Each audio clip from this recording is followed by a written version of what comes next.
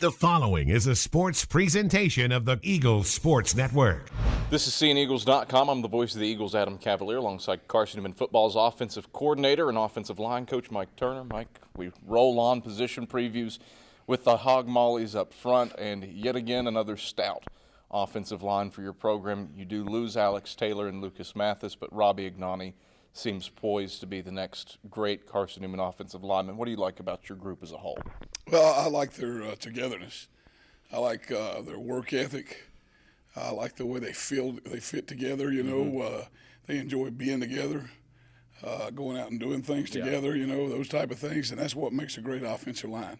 It takes some talent, and they've got some talent. Obviously, they do that, but they're going to be a group that's going to work extra hard to get it done, and they're going to do what it takes to get it done. I think as a group to make it successful. Yeah, talking about the two guys that you lose in Taylor and Mathis, it really doesn't feel like there's that big of a void just because of the starting experience you have with the Dan Gallman and Tyler Scott ready to jump into that role. How much of this is reloading on the line instead of rebuilding?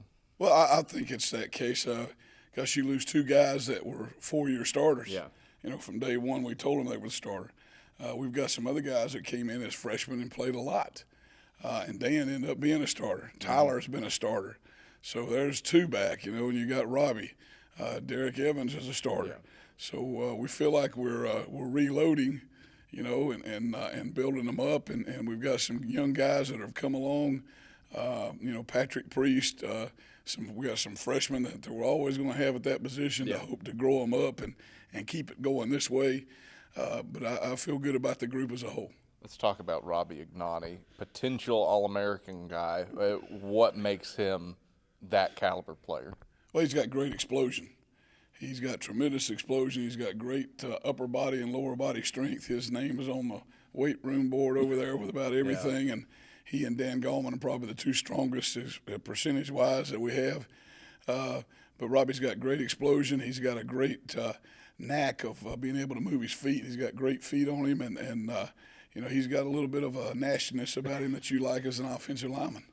That mean streak that the defensive line will fear, so to speak. Well, it's the guys that you don't want them exactly to have you around, be your buddy. These are guys that have got to come off the ball, and they got to keep coming off the ball and keep coming off the ball, and they have to make something happen at times when there's hard to make something happen. They have to be resilient, but they also have to be faithful, and they have to trust in what they're doing. And I think that there's a group of kids there that have learned what being a servant is already by being an offensive lineman. They're not going to call their name out. They're not going to get a sack. They're not going to get all this kind of thing. So they know what their role is. And they also know their role is just to keep on keeping on. Keep on keeping on and keeping on pretty doggone quickly. Ran 999 plays last year. What about the conditioning of the group that enables them to work that up-tempo offense the way that it needs to work? Well, I think they take a great deal of pride in that. When we have to huddle out here at times to do things with defense and do two huddles or whatever, they're not in favor of that at all. They want to be on the ball all the time, and I do too. I understand that completely, and they get better just like a good racehorse does when they work up a lather and they get going.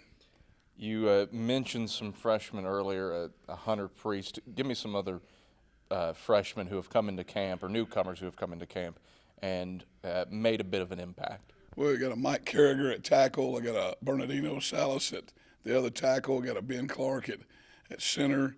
Hunter Priest is there, and we got a guy returning, Patrick Priest, that played some last year. He's a very versatile player. Right now we've got him working as a guard, but he's played tackle in the past, so that makes him even more invaluable to the team. When you and I talked in the spring, depth was a topic of conversation. Do you feel like you've been able to address that now that you have a bunch more horses on campus here in the fall?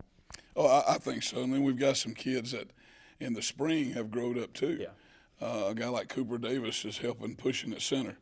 A very, very strong kid, a very, very aggressive kid. But I think the people that we brought in have addressed some of those issues, and I think that's competition is good for you. Yeah.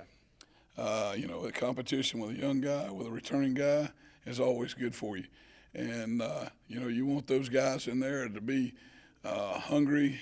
You want them to be excited. You want them to be ready to be aggressive all the time, and I think that keeps things in a good picture for us. Mike, thanks for the time. Hey, Adam, thank you, buddy. Always a pleasure. It's Carson-Newman offensive coordinator and offensive line coach Mike Turner. I'm the voice of the Eagles, Adam Cavalier, and this is seeingeagles.com.